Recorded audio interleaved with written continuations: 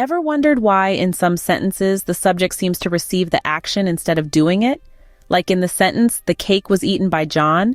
Why isn't John the one doing the eating? Well, it's because we're dealing with something called the passive voice, a fascinating aspect of English grammar. Today, we're going to delve into this concept, exploring when and how to use it. If you've pondered over this, you're about to unravel the mystery of the passive voice in English. To understand the passive voice first, we need to understand the active voice. The active voice is where the subject of the sentence performs the action. It's straightforward and direct. Let's take an example. The cat chased the mouse. Here, the cat is the subject, and it's doing the action of chasing. The mouse is the object that the action is performed on. Now let's flip this around and introduce the passive voice. The passive voice is when the subject of the sentence is the recipient of the action. So our previous sentence in passive voice would be, "The mouse was chased by the cat." Here, the mouse, which was the object in the active sentence, becomes the subject. The cat, which was the subject in the active sentence, becomes the agent.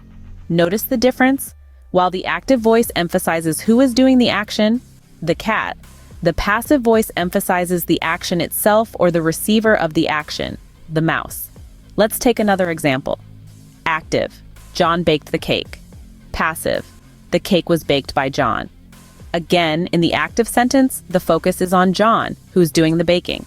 In the passive sentence, the focus shifts to the cake and the action of baking.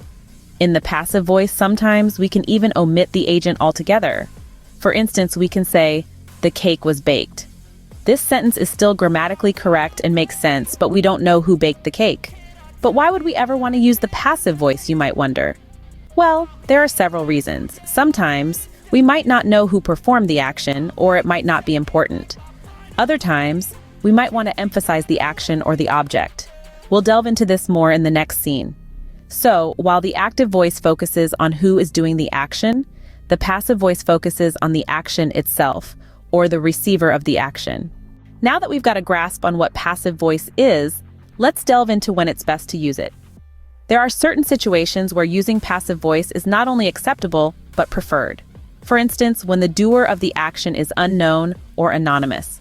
Picture a detective story where a priceless artifact has been stolen.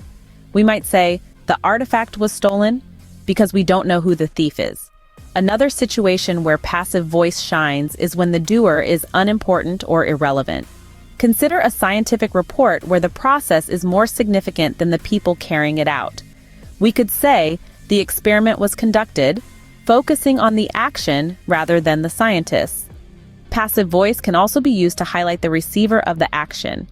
In a movie review, for example, you might hear, "The award was won by the lead actress," putting the emphasis on the actress and her achievement. Lastly, passive voice can be used for politeness or formality, especially in business or academic writing. For example, "A mistake was made" is a diplomatic way to admit an error without pointing fingers. So you see, the passive voice is not always the villain it's made out to be. It has its place and purpose in the English language. Used judiciously, it can add variety and subtlety to your writing. So the passive voice comes in handy when the doer is unknown, unimportant, or we want to emphasize the action or the receiver. Constructing a passive voice sentence might seem tricky, but with a little practice, it becomes second nature. Let's start with the basics. A passive voice sentence is constructed by taking the object of an active sentence and making it the subject of the sentence. The verb then needs to be in the past participle form, and we often use a form of the verb to be as an auxiliary verb to help. For example, let's take the sentence, "John ate the apple." This is an active sentence where John is the subject, ate is the verb, and the apple is the object. To turn this into a passive voice sentence, we make the apple the subject. Our auxiliary verb is was, which is a form of the verb to be, and eaten is our past participle form of ate.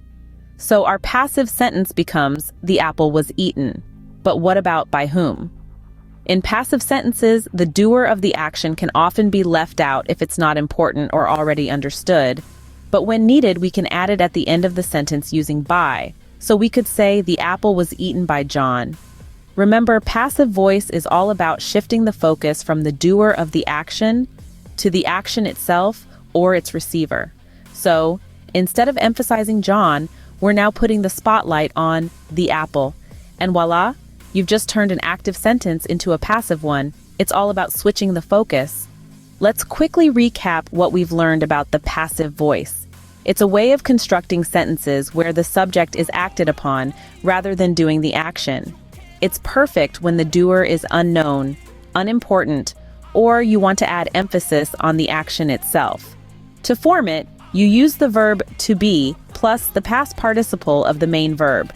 Remember, mastering the passive voice is a great tool for diversifying your English. Keep practicing and you'll be a pro in no time.